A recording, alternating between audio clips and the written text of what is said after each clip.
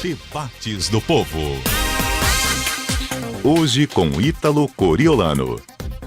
Olá, muito bom dia Fortaleza, bom dia Cariri. Hoje é quinta-feira, 27 de dezembro de 2018. Está no ar mais um Debates do Povo pela Rádio Povo CBN, em Fortaleza nas frequências 95.5 FM e AM 1010. No Cariri pela FM 93.5. E nós vamos continuar com a nossa retrospectiva política de 2018. Para quem acompanhou ontem, a gente chegou a falar sobre a prisão do ex-presidente Lula e outros fatos polêmicos do início do ano.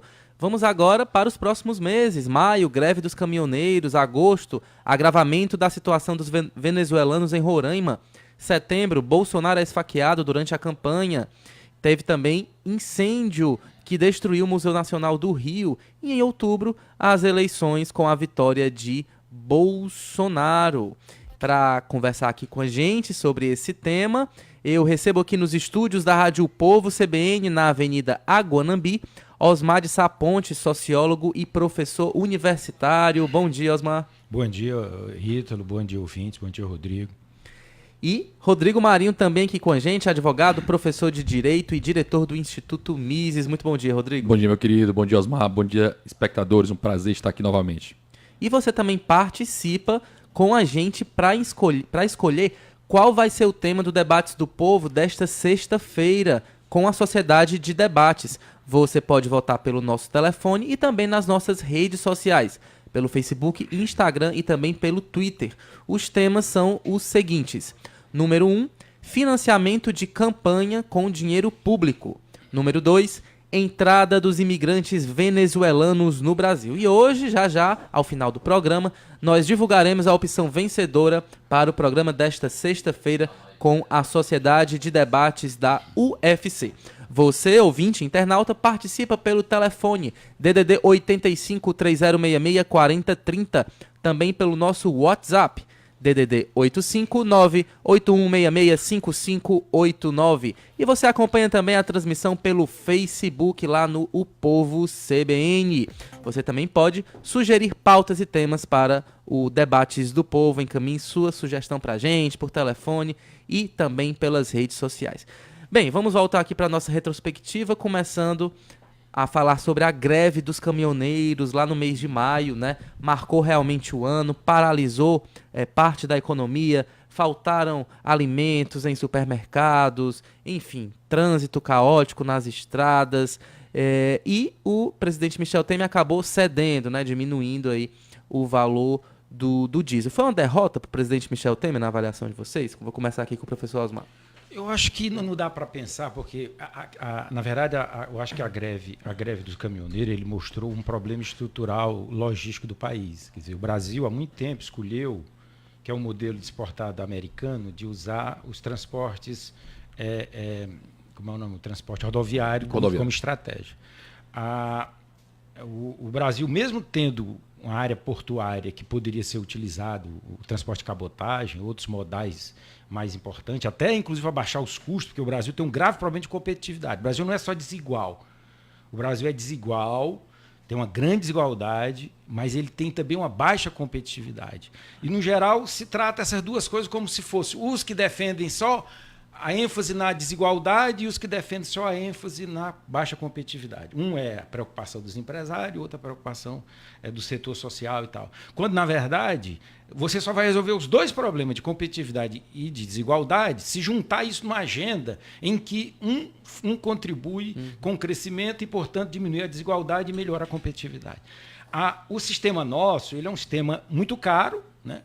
E estava completamente sucateado. A crise do petróleo elevou isso. Como não tinha tabela, não tinha referência nenhuma, numa crise de cargas do Brasil, e aí eu estou discutindo pelo lado econômico, para a gente não ficar tudo satanizando pelo lado político. Porque tudo hoje é um bem e um mal da política. E não é. Ali é uma crise econômica mesmo. Ele foi fruto de que tinha pouca carga, uma recessão profunda que o Brasil está passando e ainda continua, ainda ressentida disso.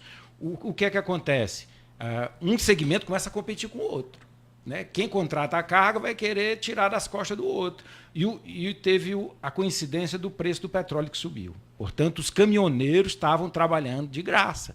Então, essa crise ela mostrou a incapacidade de mediação do governo nesse sentido, né? E mostrou também uma crise foram no vários modelo da vários Petrobras alertas de aumento antes, né? dos combustíveis. Por quê?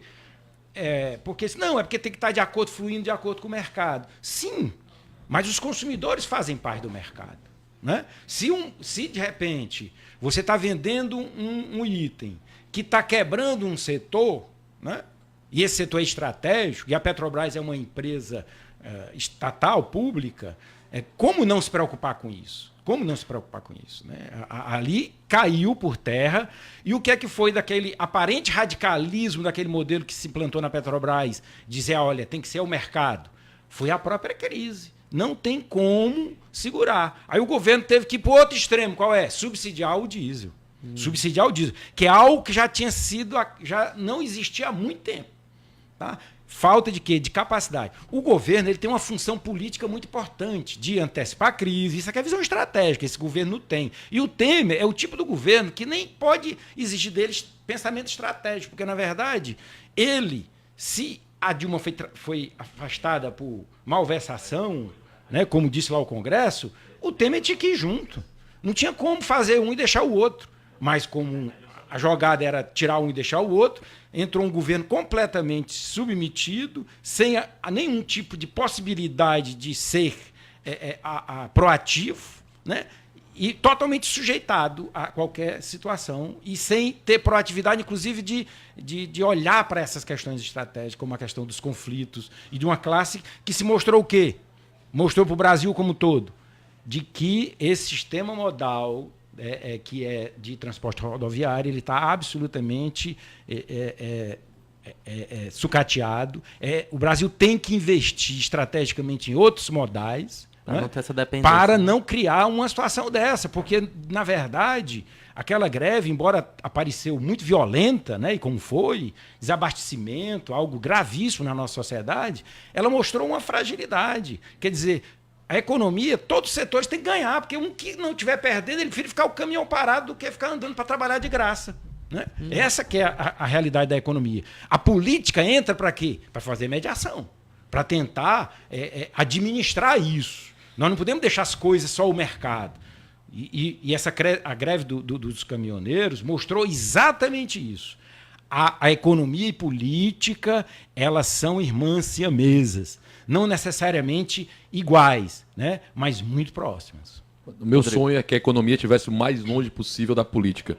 Esse é meu sonho de consumo. Assim como a igreja se separou do Estado, o meu sonho é que a economia se separasse da política. Seria fantástico. Né? Seria algo fantástico para o Brasil, para os brasileiros, né? E para uma melhora econômica do país, inclusive. Né? Hoje em dia, os lobbies, inúmeros lobbies feitos, prejudicam tremendamente uma abertura econômica, uma baixa de preços, novas possibilidades. Essa parceria espúria que existe entre empresários e o governo. Hoffmann dizia que toda vez que você vê empresários e governo muito felizes com sua parceria, olhe para o seu bolso, você está prestes a ser roubado. Né? Eu implemento. Toda vez que você ouvir conteúdo nacional, segurança nacional, patrimônio nacional, interesse nacional, olhe para o seu bolso, você está sendo roubado. Só um ponto que eu achei interessante, Osmar, você falou da questão da desigualdade. Eu vou falar a questão da pobreza. O Brasil tem um problema sério, o Brasil é pobre.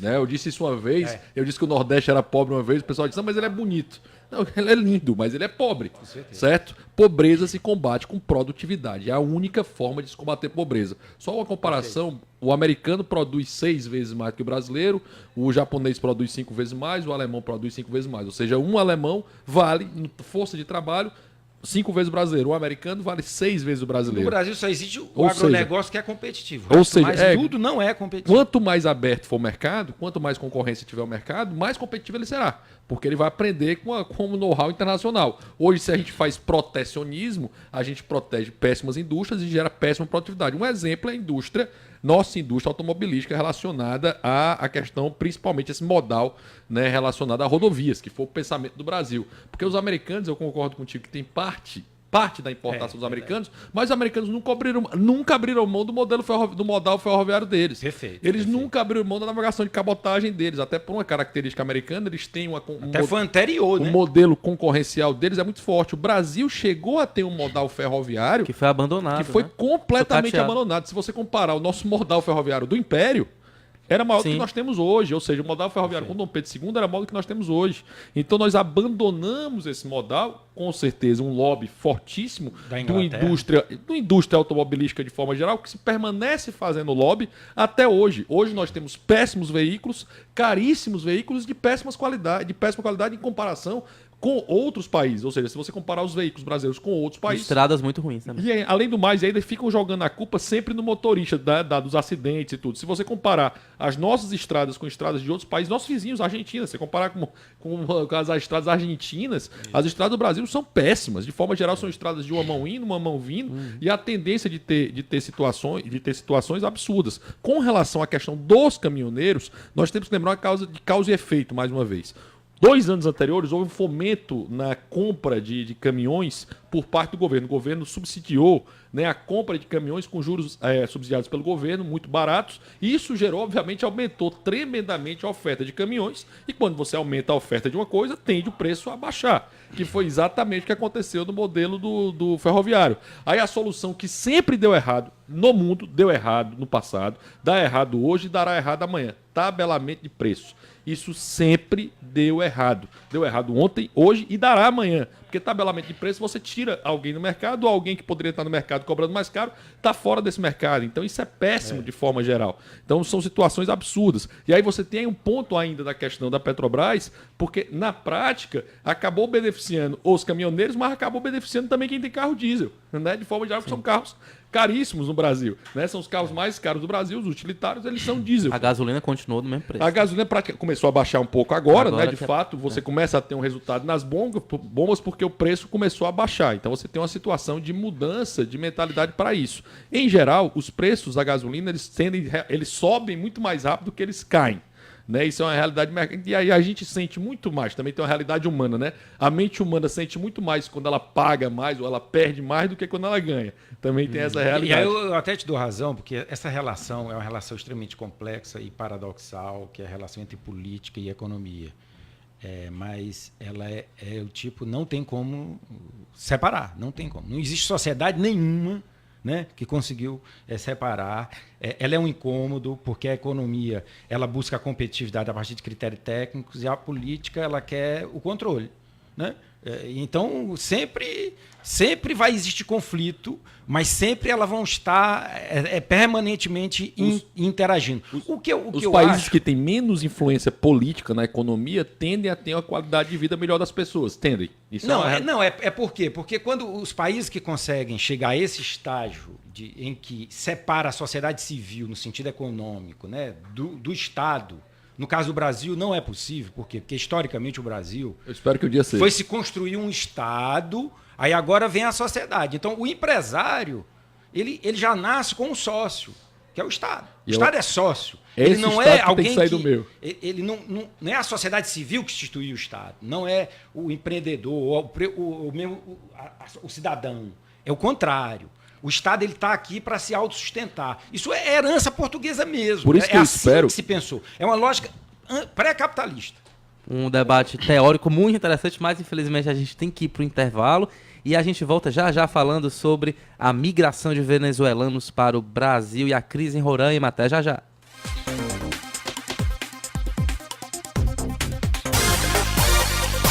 Debates do Povo. Oferecimento CG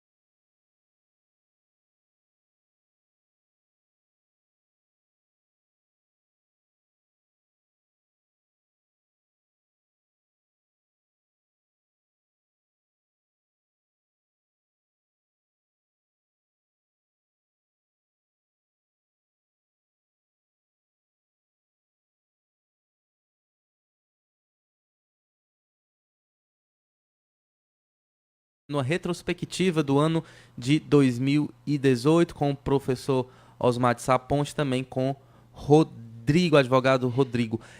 O tema, agora a gente vai para o mês de agosto, que é quando acontece o agravamento da situação dos venezuelanos lá em Roraima, né? A Venezuela passando por uma crise muito forte, política e econômica, e como acontece em todo mundo, quando você tem um território em crise, acontecem esses fluxos migratórios, as pessoas em busca de sobrevivência, né? E o Brasil foi um dos destinos.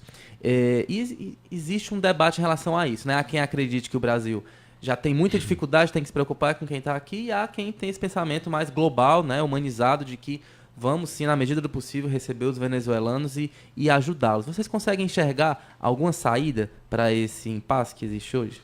Dos venezuelanos, eu acho que a crise socialista, mais uma vez, mostrou que o socialismo sempre deu errado. Né? Mais uma vez, o governo Nicolás Maduro, que tentou implantar, Hugo Chávez, Nicolás Maduro, tentou implantar o socialismo real, sempre gerou uma migração de pessoas para fora do país, e os países socialistas sempre evitaram que essas pessoas saíssem. Né? De forma geral, os países socialistas é o que pedem, em regra, visto de saída. Né? Nós pedimos o visto de entrada, ou seja, quem vem para o Brasil, você tem visto de entrada. Os países socialistas, eles têm, em geral, o muro não é para proteger quem está de fora, é para evitar que saia.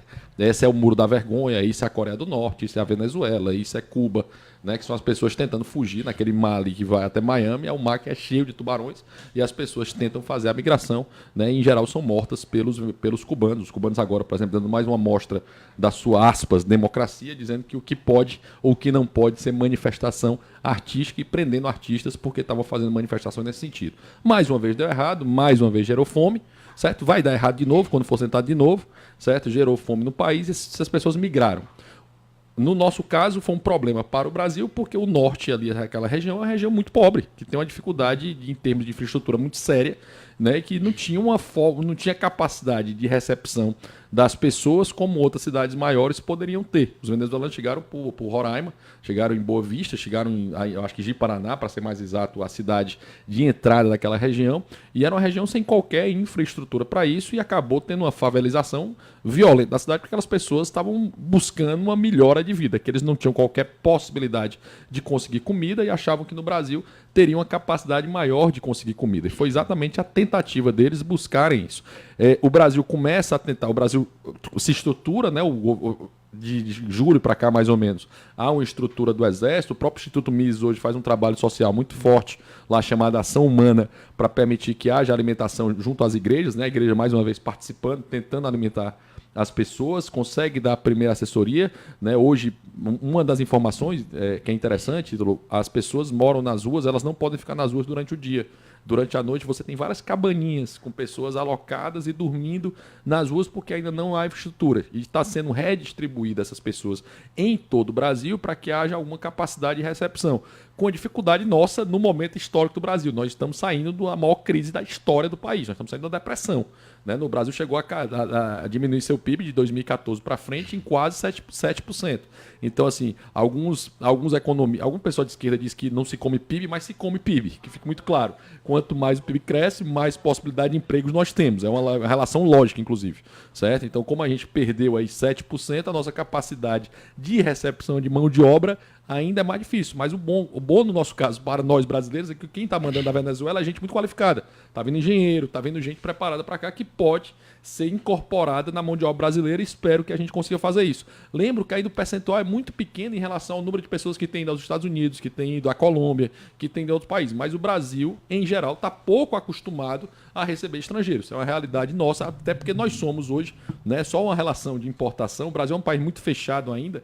Na nossa relação de importação, o Brasil só importa menos do que Sudão do Sul. Nós só somos mais fechados do que Sudão do Sul. Essa é a realidade que o Brasil vive hoje. Professor. Eu acho que essa crise é uma crise humanitária grave, por uma crise política de um país, né, co-irmão aqui do lado do Brasil, da América Latina. Um país que tradicionalmente tem sido um país muito rico e que entrou numa crise gravíssima, né, e que essa crise, inclusive, pode agravar. Você imagine se os Estados Unidos, que é o maior comprador de petróleo da Venezuela, de repente chegar e dizer, olha, eu não compro mais nem um litro de petróleo daí. Né? A crise vai aumentar, porque porque a venda de petróleo da Venezuela diminuiu, a produção diminuiu 50%. Né? E a produção da Venezuela, no sentido geral, diminuiu 45%. Quer dizer, o país está numa situação de insolvência econômica gravíssima.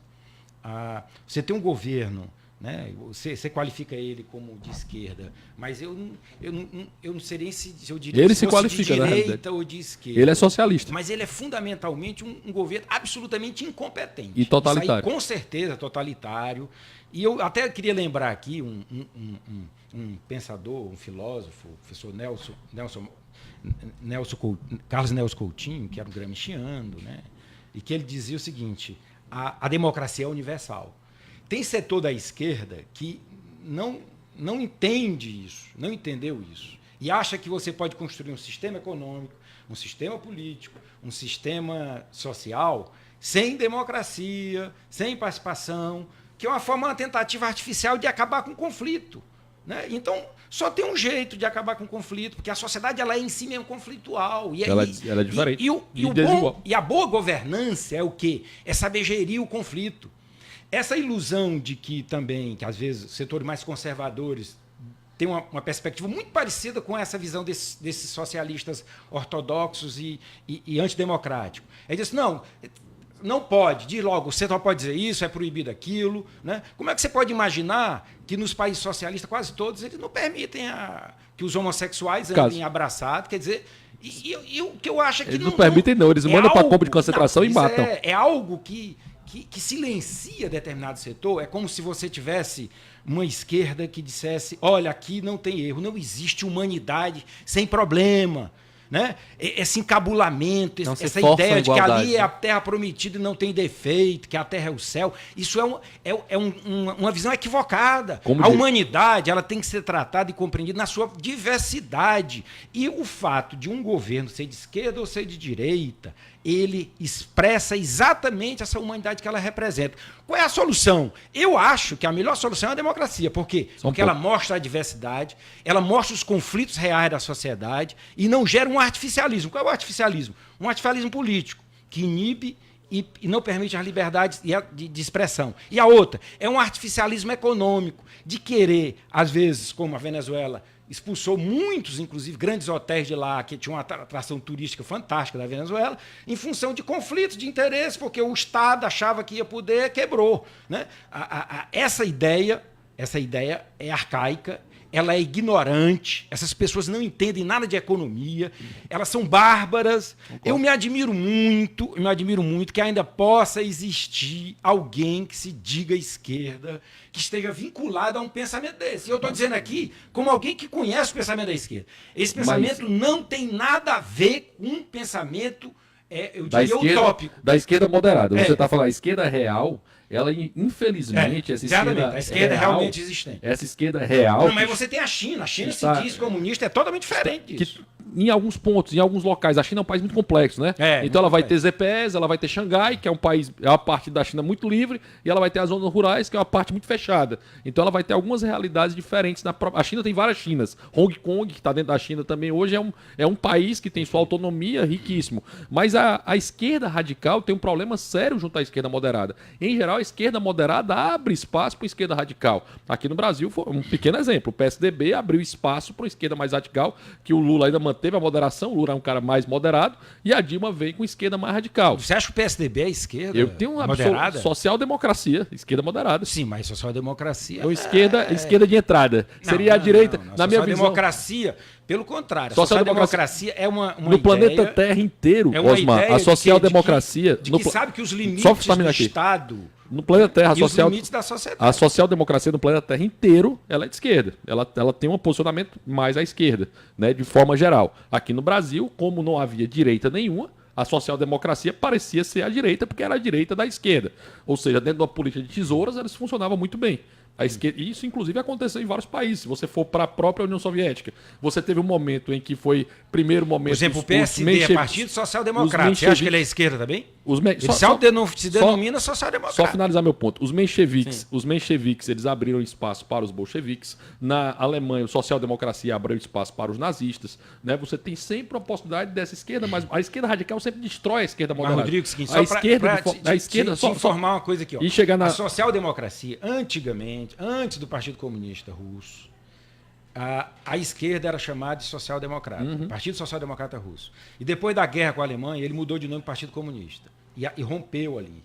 Rompeu ali essa relação entre o Partido Comunista e a social-democracia. Inclusive que a social-democracia europeia surge a partir daí. Então ela se constitui como algo diferenciado. A esquerda, não é essa esquerda. A esquerda moderada hoje se chama no mundo de social-democracia, porque é uma esquerda que entende que o capitalismo precisa funcionar para ele conseguir adquirir recursos para fazer políticas públicas sociais. Isso é mais ou menos o que você está apresentando com relação à perspectiva democrática, que é como a esquerda moderada do mundo hoje consegue fazer. O problema é que a esquerda radical destrói a esquerda moderada.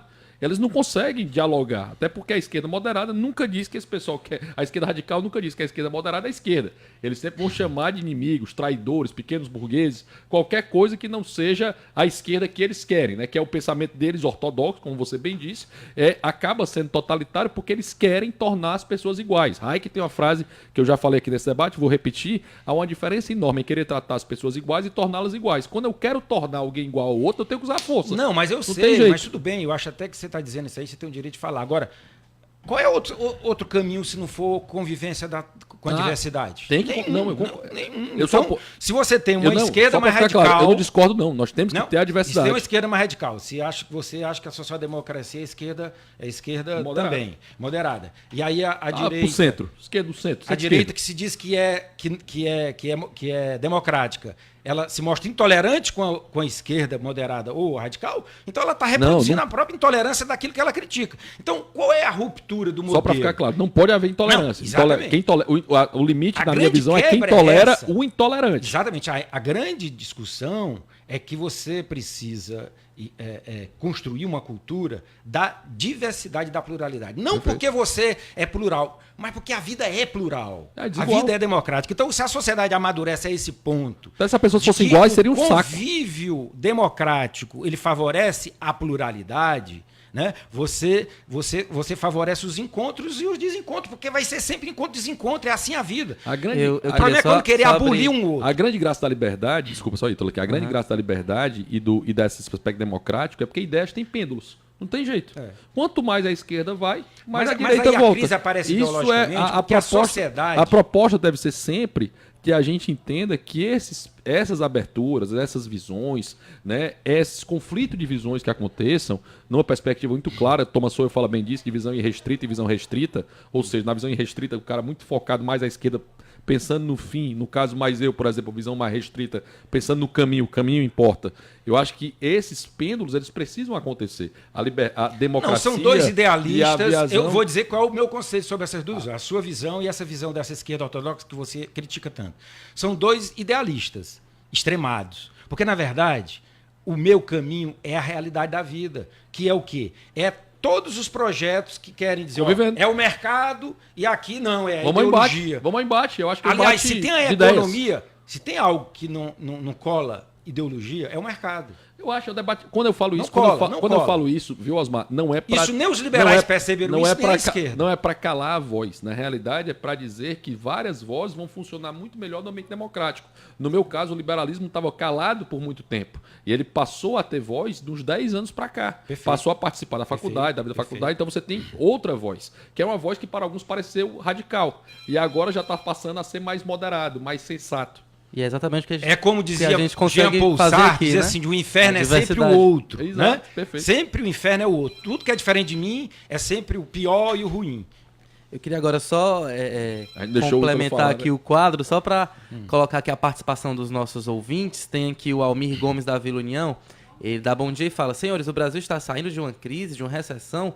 Rodrigo Marinho, aponte essa fórmula de melhora. Me faz lembrar o Bolsonaro, que disse que iria dar porrada nos homossexuais na rua se os vissem se beijando. Esse é o governo que vai dar certo? Pergunta aqui o Almir Gomes da Vila União. A gente tem também Vamos falar disso aqui já. Vamos já. Tem a participação também aqui via Facebook. O Renato Pontes, por exemplo, ele afirma que o Estado como sócio do cidadão é sinônimo de fardo pesado para toda a sociedade. O Arthur Cabral fazendo uma crítica aqui ao Osmar, dizendo que a crise dos caminhoneiros foi causada justamente pelos anos de tentativa de controle da economia pelo Estado. Marcos Feitosa Filho, FHC, Serra, Alckmin, Aécio, todos sempre deixaram claro que o PSDB é um partido de esquerda. Nessa eleição ainda chegaram a dizer que seria um partido de centro, mas nunca de direita.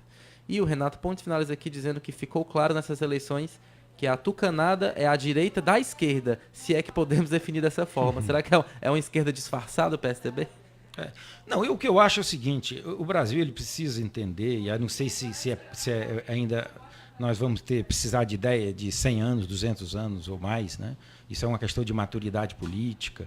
Essa visão extremada que nós temos, ela, na verdade, ela é alimentada pela nossa diversidade política e pela as nossas desigualdades, sejam sociais, culturais e de todo tipo. Então, nós vamos conflitar por muito tempo ainda com essas posições extremadas. Chegar a uma maturidade, entender que a sociedade ela precisa ter um ambiente democrático, tanto uma direita civilizada, que deseja a democracia como meio, e uma esquerda também civilizada, que veja como a democracia um caminho fundamental, portanto, aquilo que o Carlos Nelson Cordão chamava de a democracia como valor universal, como caminho necessário em que você sincroniza os conflitos que existirão sempre, porque é idealismo completo e absoluto, tanto de um lado como do outro, querer abolir o conflito. Pelo contrário, a política é a expressão desse conflito. O meu limite então nós não podemos amaldiçoar a política. Não, de jeito nenhum. E achar que o mercado é puro, porque o mercado também tem disputa política,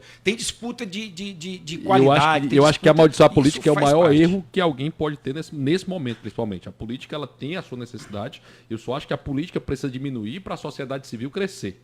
Quando você fala mercado, para mim, eu olho empresas, pessoas, eu olho sociedade civil. Né? Porque é aquilo que a sociedade civil funciona. Ou seja, como é que ela se apresenta, como é que ela se manifesta. A política precisa diminuir, o Estado precisa diminuir, porque eu acho que finalmente nós temos um país com condições de uma sociedade civil mais organizada, mas é porque é a mesma com coisa, mais força, você com mais possibilidades. Algo que é junto. Não tem como separar, não, porque a sociedade civil é sociedade política também. Por exemplo, não discordo, mas só para ficar claro, só para ficar nesse ponto. Quando quero dizer isso, eu quero dizer o tamanho da coerção estatal e da invasão estatal em cima da vida das pessoas. Eu acho que é a diminuição disso. Por exemplo, né? O movimento dos PETs, que tem hoje uma forte presença na sociedade em geral, ele é um movimento político. Claro. E é um movimento da sociedade civil, e é um movimento econômico, porque tem um conjunto de interesses. E aí como é que eu vou separar? Não dá para separar, é tudo uma coisa só. Quando eu falo de sociedade civil, quando eu penso em política aqui, eu acho que nessa discussão, só para ficar claro os conceitos. Quando eu estou tratando de política, aqui, eu estou tratando do Estado, do tamanho do Estado, do tamanho dessa ficção jurídica que é o Estado, dessa invasão na vida na sociedade que é o Estado, representado aqui no Brasil, seja pelo ente municipal, seja pelo ente estadual, seja pelo ente federal. Isso que eu estou falando. Quando eu falo de política, isso aqui que nós estamos fazendo é política, não tem jeito. Nós estamos apresentando um pensamento político, ideias políticas para uma representação da sociedade. Eu acho só para separar bem esse meu ponto sobre a sociedade civil. Eu concordo contigo que eles são muito parecidos, estão na realidade imbricados. E a gente fala mais de política no próximo bloco, o atentado contra o agora presidente eleito Jair Bolsonaro. Voltamos já já.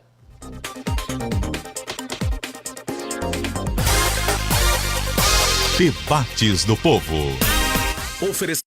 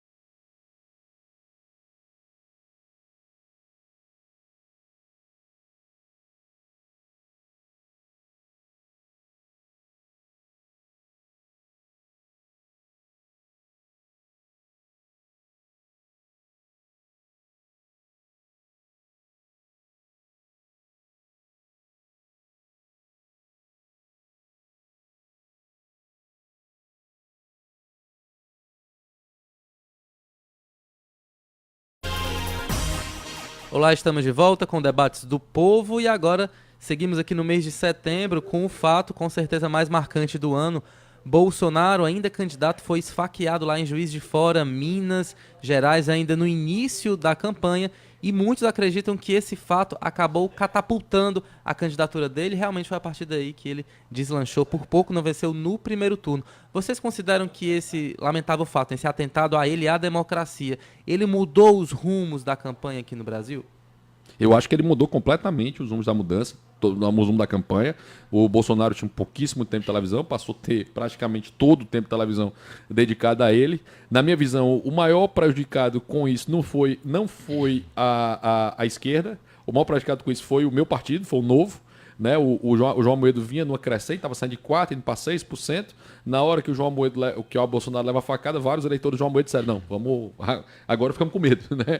Porque eu acho que a reação aqui parece que a esquerda está se incomodando, era a primeira impressão, não estou dizendo que o Adélio ele foi filiado ao PSOL, mas não acho que haja uma conspiração relacionada a isso, acho que ele acabou agindo sozinho, mas pelo que parece, é o que tá começando a transparecer nas investigações que estão se colocando, mas na hora que ele leva a facada tem uma repercussão tremenda. Aquilo ali foi um seríssimo, né? É o nosso presidente hoje, não tem você ser de esquerda ou de direita, é o presidente do Brasil hoje, e até hoje ele ainda está tá colostomizado, né? Tem aquela situação ainda de muito risco, né? Que fica muito claro. Ele está numa situação até algumas coisas que ele faz que eu acho um pouco temerário. Depois da posse que vai tirar, até né? Um pouco temerário o que ele fez com relação a comemorar com o Palmeiras e tal. Acho que o momento é muito ruim para qualquer nação, como a nossa presidencialista, a nação presidencialista principalmente, você ter o seu presidente em qualquer risco de vida. É uma situação de intranquilidade, né? Um impeachment é ruim, você ter morte de presidente é ruim, você toda a sequência disso é péssimo para a realidade brasileira. Então você tem uma situação do nosso o candidato que tinha a maior intenção de voto naquele momento,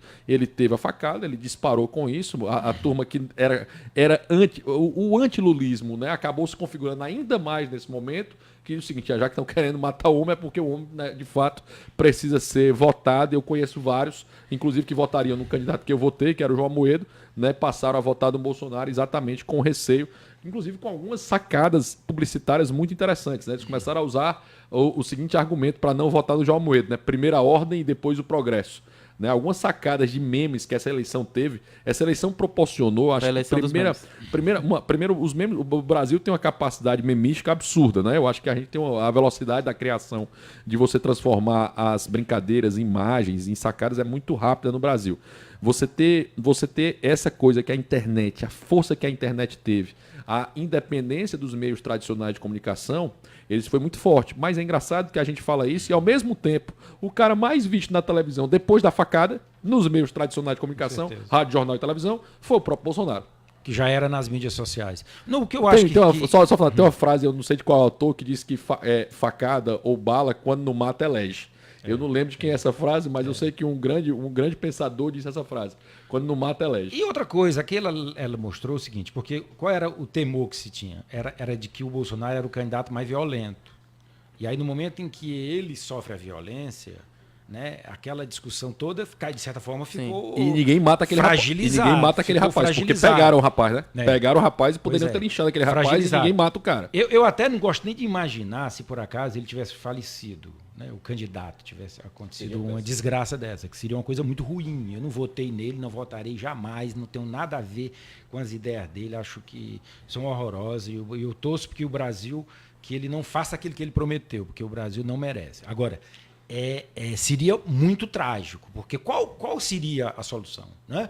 De um país cuja violência poderia se desencadear mudanças numa políticas, situação como essa, né? Numa situação onde o país já estava dividido e tal. Felizmente ele está aí vivo, ganhou a eleição, vai governar do jeito que ele prometeu, se ele conseguir negociar com o Congresso, porque o Congresso é que, na maior parte, é que manda e que dita muito do sistema político. Agora, dos males o menor, ele ficou vivo, dos males o menor. Porque eu acho que se ele tivesse morrido com aquele atentado, o Brasil estaria numa situação, independente de quem ganhasse a eleição, numa situação muito mais grave e um ódio, né, disseminado muito maior do que nós ainda temos muito hoje. Não é? Ele ficou vivo, viu? E teve uma estratégia de campanha inteligente. Muita gente criticou o fato de ele ter para debate, mas foi uma estratégia inteligente de campanha. Ele estava na mídia, ele estava sendo falado, ele disparava nas intenções de voto, né? Inclusive foi votado com intenção maior até do que as pesquisas colocavam. Então você tem uma situação dele muito clara. Eu só queria responder, eu não vou conseguir, a gente não vai entrar no tema, eu queria responder aquele ouvinte sobre a questão do Temer, rapidamente. O PIB caiu 3,55 em 2015, governo Dilma. Caiu 3,46 em 2016, consequência já de 2014 e 2015. A inflação chegou a quase 11% em 2015. Ele chegou em 2016 em 6,30% em 2016. Números absurdos para o Brasil. O desemprego bateu 13%. Menos o que está hoje. Hoje está chegando a 11 e pouquinho por cento. Já começou a cair. O déficit primário brasileiro chega em 160 bilhões e a Dilma vai para a eleição mentindo, dizendo que não havia crise nenhuma no Brasil. Em 2017 a inflação cai para 3%. O PIB cresce já em 2016 0,99%. Em 2017 já foi um crescimento de quase 1 pouquinho por cento. Em 2018 a tendência é que o crescimento chegue a 2 e pouquinho por cento. Então você já tem uma situação em que a inflação caiu para um dos patamares mais baixos da história dele. Nós temos a taxa de básica de juros mais baixa da história do país. O Brasil nunca chegou a uma taxa de juros tão barata como ela tem hoje. O saldo comercial do Brasil está muito interessante, baixa o risco brasileiro, né, uns valores bem abaixo do que estava. A Bolsa do Brasil ela dobra praticamente o tamanho, ela sai de 45 mil pontos no final do governo Dilma e vai chegar a 90 mil pontos, né, nesse mês agora, em dezembro, ela chega a 90 mil pontos. O único índice, que é o pior índice, é o índice que demora mais a cair, é o desemprego, que começa a ceder de outubro para cá. Então você tem, em termos econômicos, né, a situação, mas aí, Rodrigo, a situação é muito boa. Filho do outro, aí né? o termos econômicos, a situação é muito boa. E alguns se colocam assim, mas índice não enche a mesa. Claro que enche. São exatamente esses índices que dão sinalizações para o que vai acontecer. Mas é porque o Brasil ele já estava, macroeconomicamente, ele já estava, não estava tão ruim. Ele foi esculhambado. O que ele tinha era um problema de caixa, que o governo gastou mais do que tinha.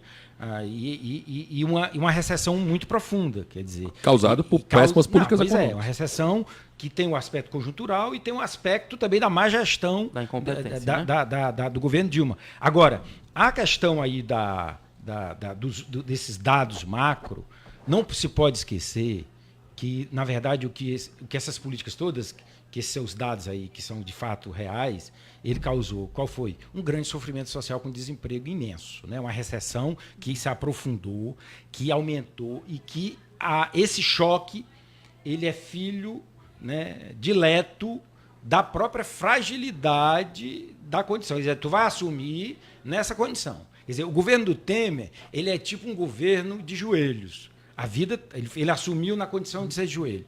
Quando, na verdade, deveria ter feito uma ruptura. Se quer tirar, tira os dois logo e bota logo outra coisa diferente de sair. Você falou do desemprego, viu, Osmar? Só para ficar claro, a Dilma deixa 2016 com um índice de desemprego maior do que nós temos hoje. Só para ficar claro, estabelecer. O índice de desemprego de maio de 2016 é maior do que o Temer deixa o seu mandato agora, no dia 31 de dezembro. Então, assim, esse não dá para dizer que a culpa do desemprego é do Temer. Essa é a grande crise. Essa é a grande crise. Mas eu só quero dizer claro, essa não foi culpa do Michel Temer. Só para finalizar aqui o nosso debate, aproveitando, né, esse contexto de crise, realmente ele aumentou a rejeição ao PT e o candidato que mais conseguiu incorporar, digamos assim, esse antipetismo foi Jair Bolsonaro. Vocês acham que foi a estratégia mais inteligente da campanha de conseguir trazer para si o antipetismo? É isso que explica a vitória de Bolsonaro? Para finalizar aqui o programa. A estratégia mais burra do PSDB foi bater no Jair Bolsonaro. O PSDB, obviamente, tinha que bater no PT. Né? Ela bateu no Jair Bolsonaro, ela bateu em alguém que, em tese, estaria do lado dele.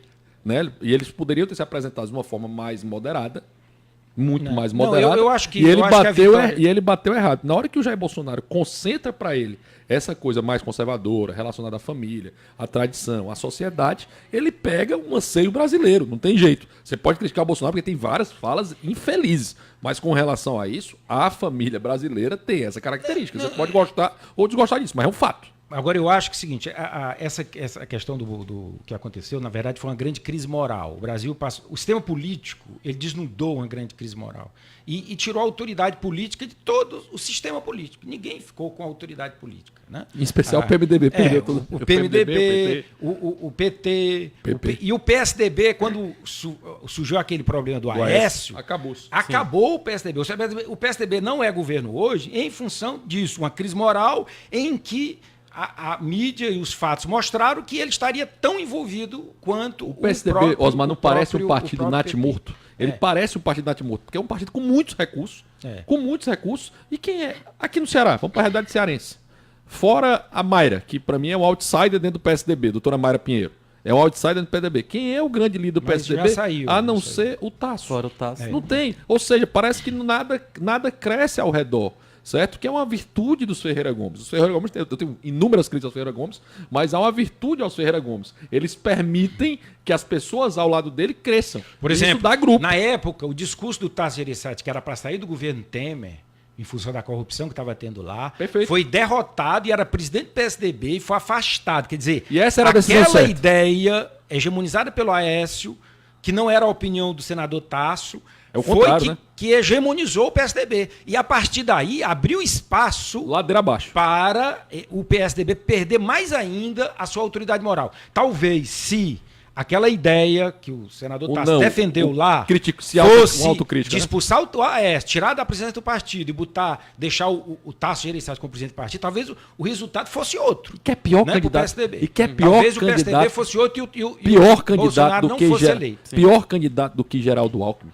Pelo amor de Deus, Geraldo Alckmin é pro colégio Começou, chuchu. a gente já sabia que um não ia infeliz. decolar. Aqui no Nordeste, quando eu tava em São Paulo, eu vou muito a São Paulo, quando eu tava lá, aí me falaram, não, o candidato vai ser o Geraldo Alckmin. Eu disse assim, esse senhor não tem qualquer imposto no Nordeste. Eu não sei como é a realidade de vocês. Vocês elegeram já ele várias vezes como governador de São Paulo. Nordestino não vota, em geral, em paulista.